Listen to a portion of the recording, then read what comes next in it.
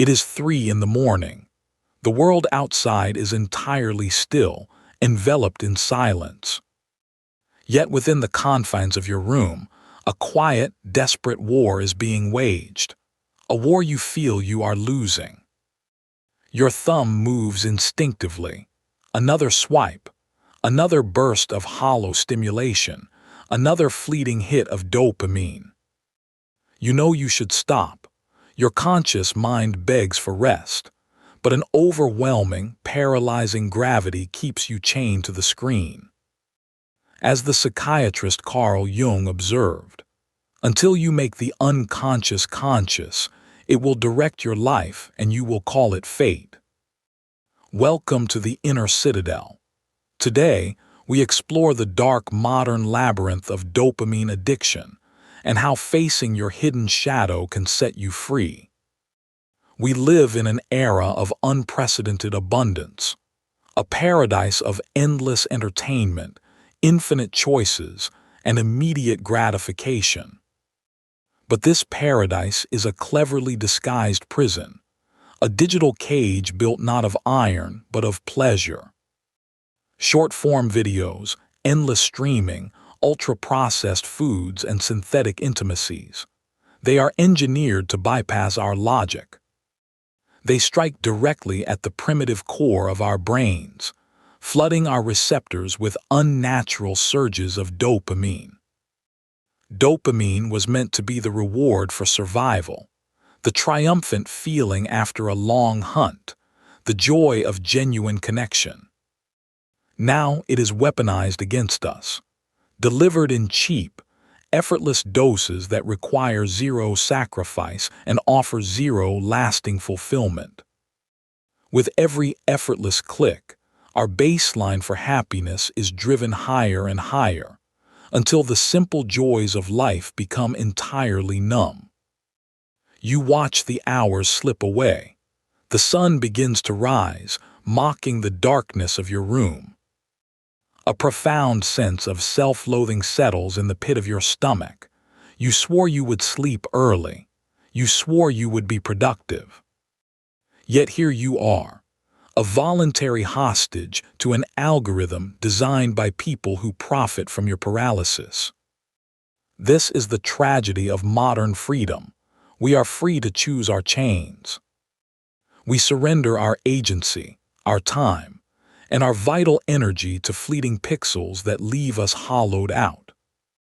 We must ask ourselves the difficult question: why do we keep returning to the very things that make us miserable? Why do we willingly step into the swamp of overconsumption, fully aware that it is drowning our potential? The Stoic philosopher Epictetus warned, "No man is free who is not master of himself." When your impulses rule you, you are not a master. You are a biological machine reacting to external inputs. But to break this cycle, willpower alone is never enough. We must dig deeper. We must look into the abyss.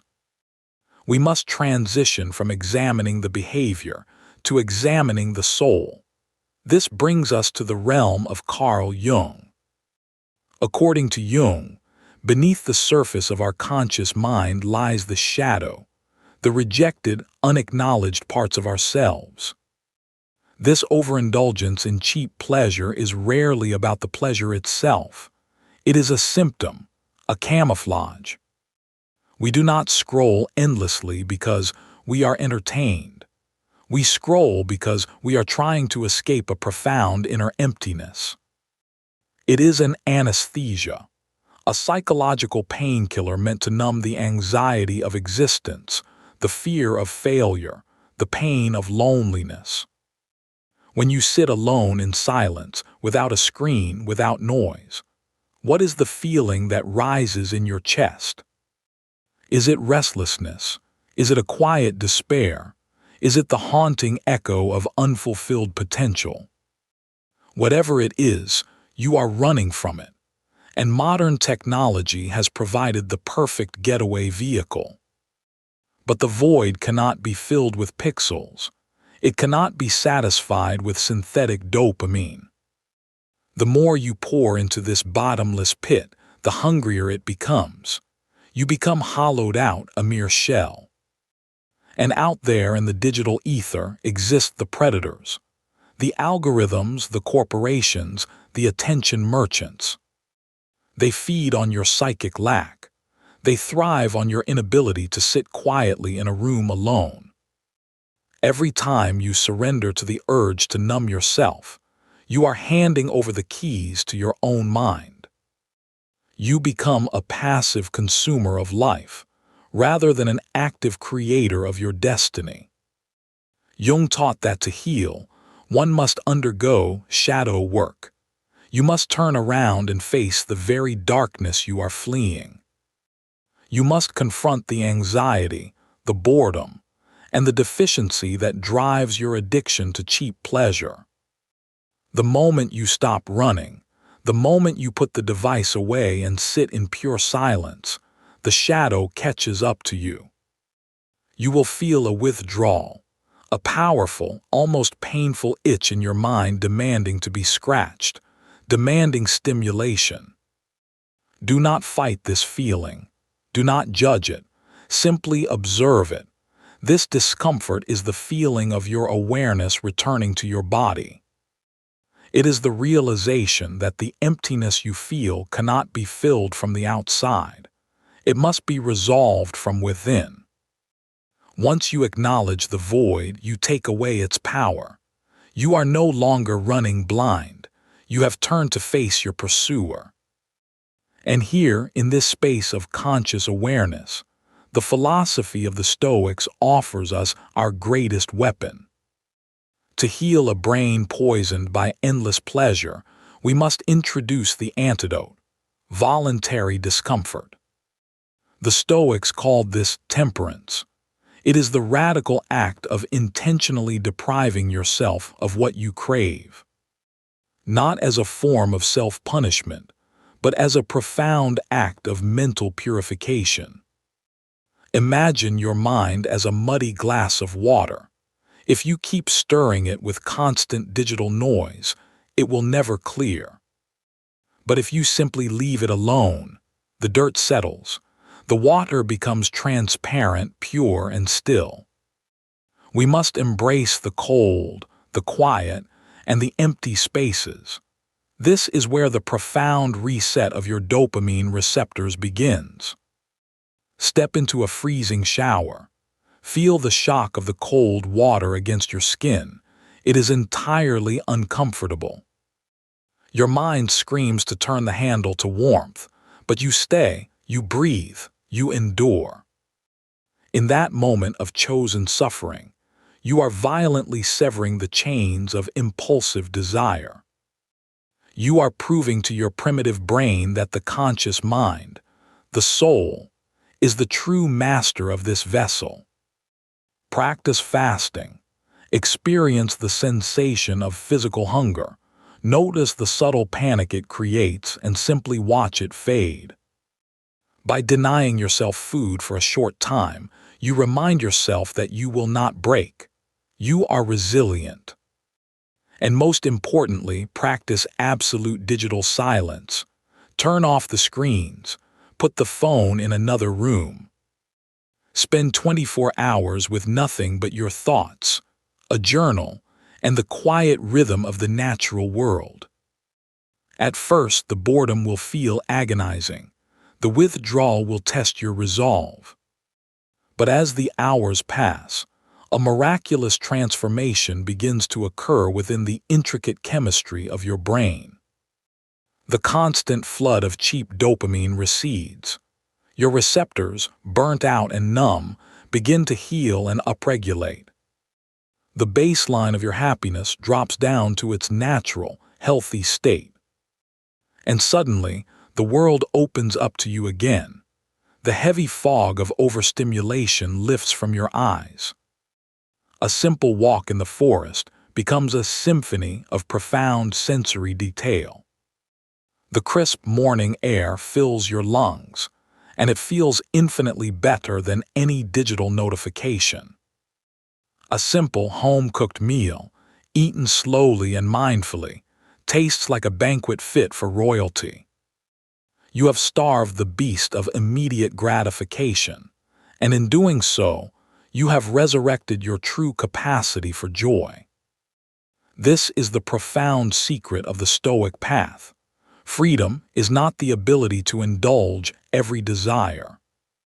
True freedom is the power to say no to your impulses, to be entirely unfazed by the temptations that enslave the masses. When you command your attention, you command your reality. You construct an inner citadel that nothing external can breach. This is the mindset of an emperor. Marcus Aurelius ruled the greatest empire on earth. He had access to every luxury, every pleasure, and every indulgence known to mankind. Yet, he often chose to sleep on the hard floor. He did this to remind himself that comfort is merely a preference, not a master, that the mind is stronger than the flesh. When you successfully resist a powerful urge, your brain does not release the cheap, spiky dopamine of consumption. Instead, it releases a deep, sustained wave of serotonin and genuine achievement, the neurochemistry of profound self-respect. You begin to crave the difficulty of creation rather than the ease of consumption. You desire the weight of the barbell, the blank page, the deep study. These are the difficult tasks that build a life of enduring meaning. They are the bricks of your inner fortress. The modern world will continue to scream for your attention. The screens will flash, the algorithms will tempt, the noise will persist. But you are no longer a passive victim to its gravity. You have looked into the shadow, and you have reclaimed your light. Your mind is clear. Your will is unbroken. Your dopamine is reserved for the triumphant pursuit of your highest self. The detox is not a temporary break. It is an awakening. It is the realization that you alone hold the sovereignty of your attention. Embrace the quiet. Welcome the discomfort. Build a mind so disciplined that no external force can drag you down. Master your impulses, and you will inevitably master your world. Until next time, stay disciplined and find your peace within the inner citadel. As the frantic digital noise finally fades from your mind, a new, ancient frequency emerges, the quiet rhythm of your own breathing. Listen to it. It is the profound sound of life, unmediated by glowing screens or the desperate demands of the algorithm. Carl Jung reminded us that he who looks outside dreams, who looks inside awakes. You are awake now. The synthetic fog of cheap dopamine has lifted, revealing the stark, challenging, and beautiful reality of your existence. Do not fear this newfound silence. The silence is not empty. It is full of the answers you have been too distracted to hear. The inner citadel is not built in a single day of detox. It is a lifelong practice, a constant, deliberate choosing of the difficult over the easy. When the urge to numb yourself returns, and it will, greet it like an old, uninvited guest. Acknowledge its presence, but do not offer it a seat at your table. Breathe in the ancient, unyielding strength of the Stoics. Breathe out the frantic, hollow anxiety of the modern world. You are the emperor of your own mind.